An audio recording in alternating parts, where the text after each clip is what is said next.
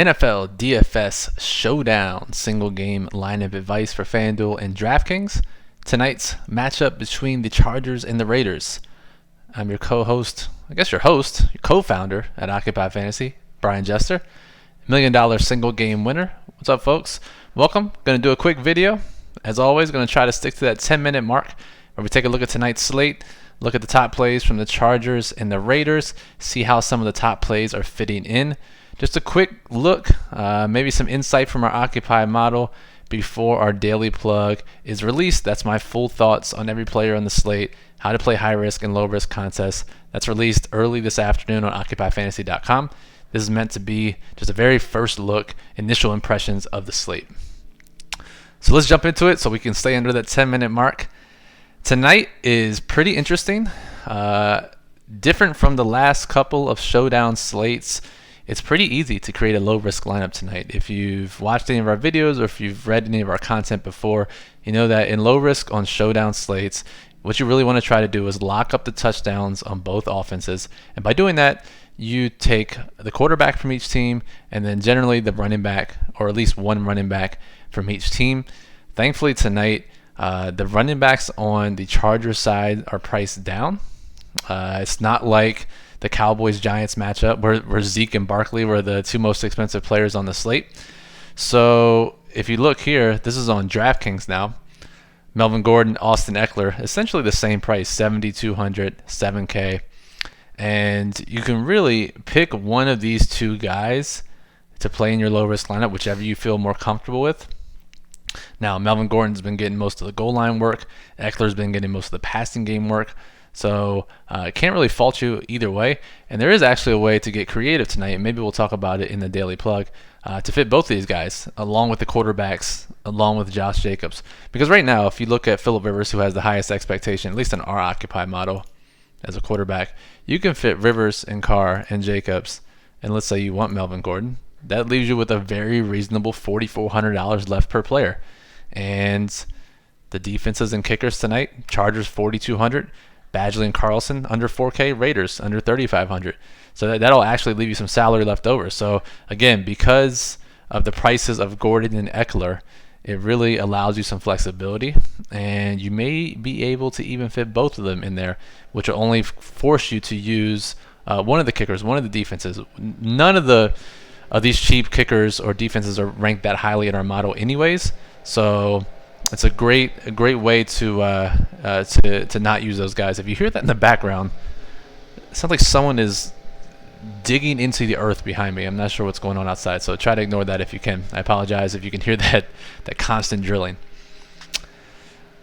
All right, what about FanDuel? As always, FanDuel is a little bit tougher. There are no obvious value plays. Obvious value plays really make it easy to make low-risk lineups.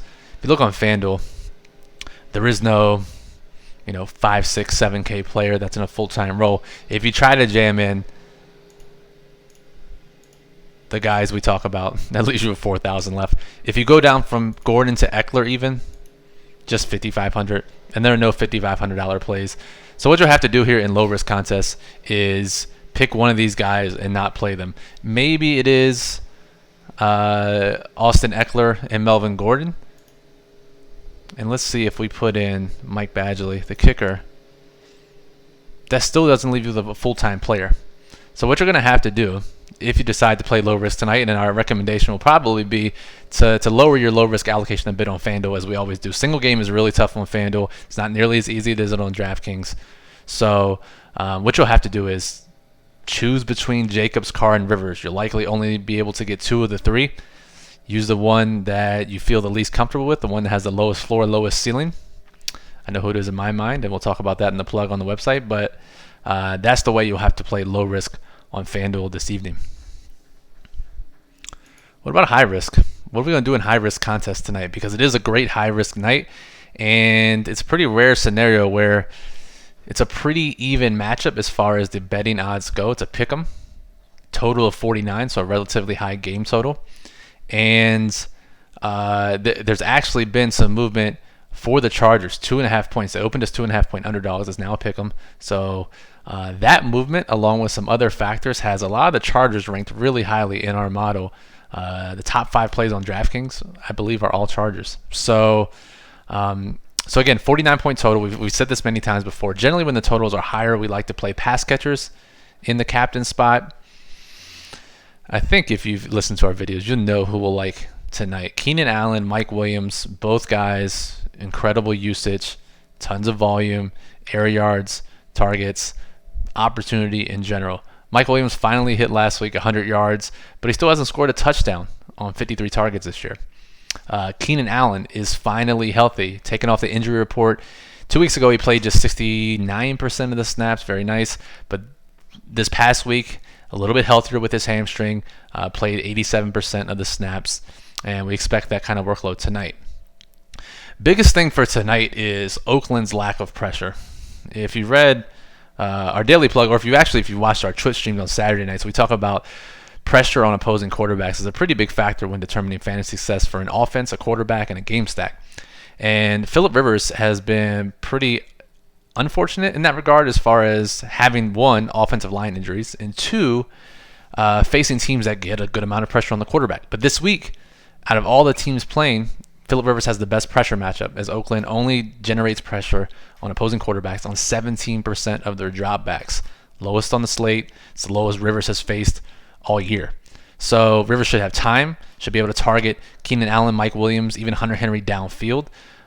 This looks like a pretty big blow-up spot for the passing offense of the Chargers. So keep that in mind, and that should be where your high-risk allocation ends up tonight, especially in your captain, your MVP spots. Those two guys particularly, Keenan Allen, Mike Williams, I don't know why they're priced like this. I mean, 1, 2, 3, 4, 5, 6, 7. 7 guys are priced higher than Keenan Allen and Mike Williams on FanDuel.